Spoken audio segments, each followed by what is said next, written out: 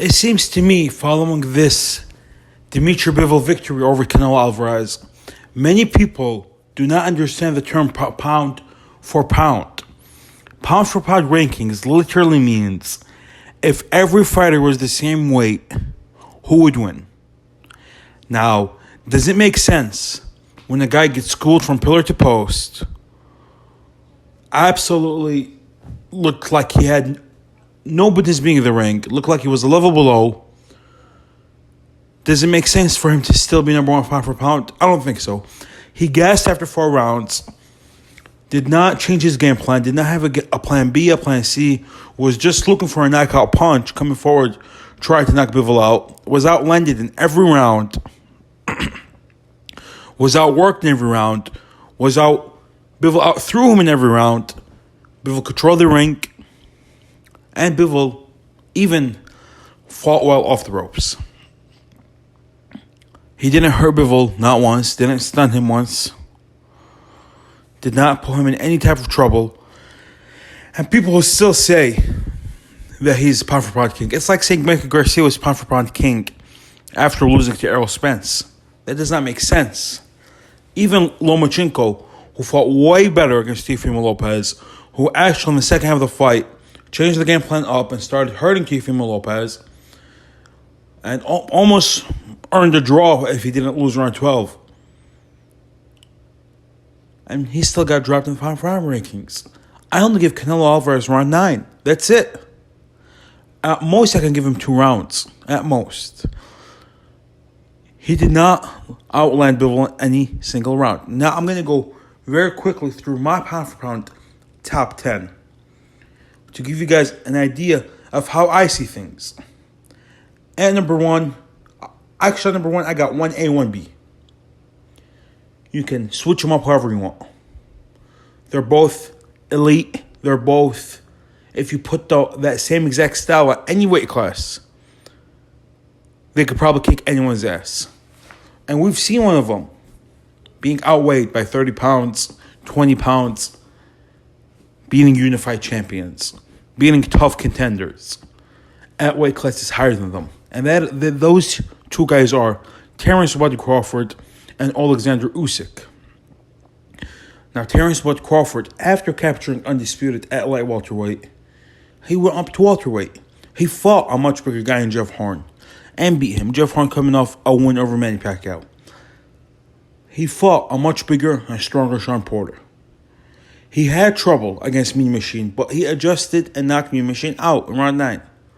He knocked out Kell Brook, who had an amazing win in his very next fight, and was coming off a win where he won the fight via knockout by a jab. He knocked out his opponent with a jab. We've seen that. We've seen Usyk unify a very, very tough division and go open weight and beat a guy like Anthony Joshua.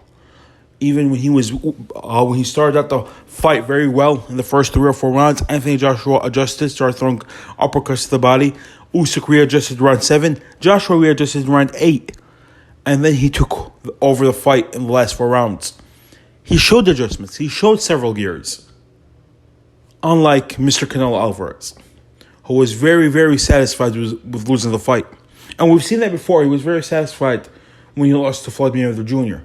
So we've seen it twice, him being satisfied. I thought he got dominated by Golovkin in the first fight, anywhere between 8 rounds to 4 and 10 rounds to 2 for Golovkin is fine with me in the first fight. He was outlanded about every round, Golovkin outthrew him, and dominated him. He did try several rounds to fight back, but overall, Golovkin dominated the fight. Now, at number 3, I got Inoue, a very dominant champion, has won in several weight classes. And number 4, I got Dimitri Bivol.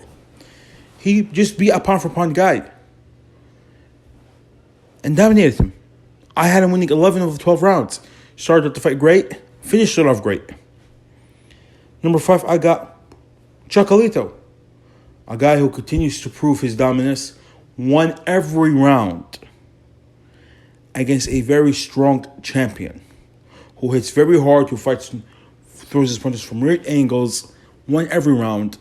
The year before, I thought he beat Estrada very clearly, and almost everyone did think he beat Estrada. At number 6, I got Tyson Fury. Tyson Fury, we've seen him fight two different styles and be very successful with it. He could fight on the front foot, like how he fought Deontay Wilder and knocked him out twice. And he could fight on the back foot, like how he fought Vladimir Klitschko and Dillian White, and even knocked out Dillian White. At number 7, I got Vasyl Lomachenko.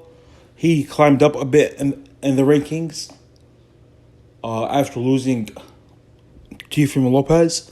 He looks dominant as ever. Absolutely abused two guys who were way bigger than him. And number 8, I got Artur Beterbiev.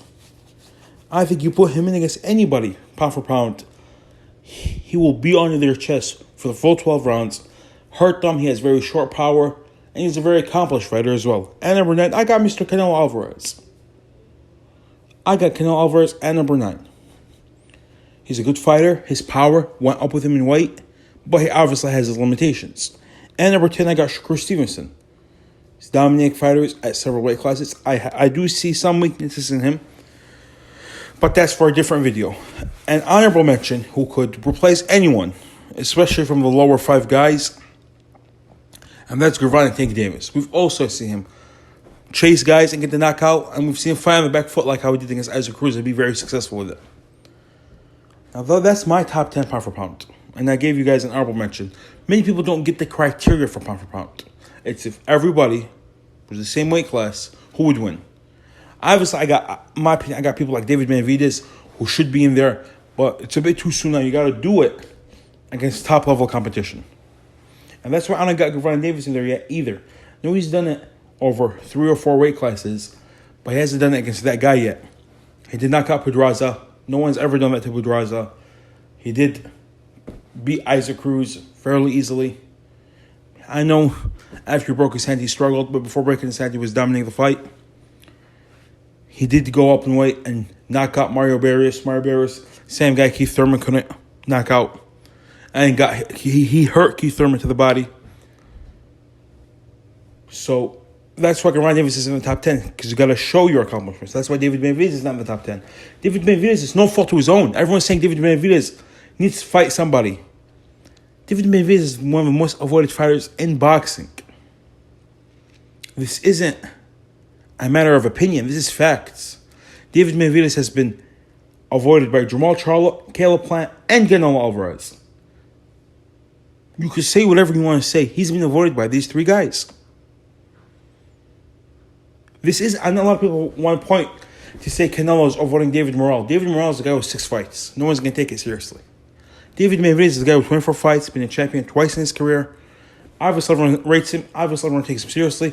Even casuals like Stephen A. Smith is talking about the David Benavidez fight. That fight would bring attention, and Canelo Alvarez refusing to fight him. Now, that's my fault on the pound for pound discussion. Many people do not understand pound for pound criteria.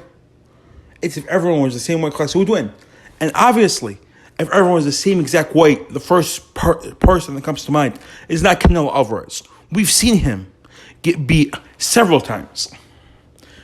To Dimitri Bivol, twice to Golovkin, to Lara, to Mayweather, and to Trout.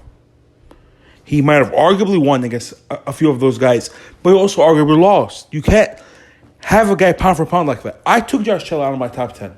Josh Taylor is way far away from my top 10. Because we've seen him on several occasions arguably lose. We've seen him be very basic. If he can't bully you, he can't do shit. So obviously, if everyone's the same weight class, he's not going to have a weight advantage over you. So that's why I can't put him in my top 10. Even if he goes in and beats Crawford and Spence, I'm not putting him in my top 10. Well, obviously, if he beats Crawford and Spence, I'm going to have to put him in my top 10, but you guys know where I'm coming from. Let me know what you guys think in the comment section below. I know I'm going to get a lot of hate for this video. Like and subscribe if you enjoyed it. And even if you didn't, like and subscribe as well. You guys see a different perspective on boxing in this channel. Sadiq Boxing, out.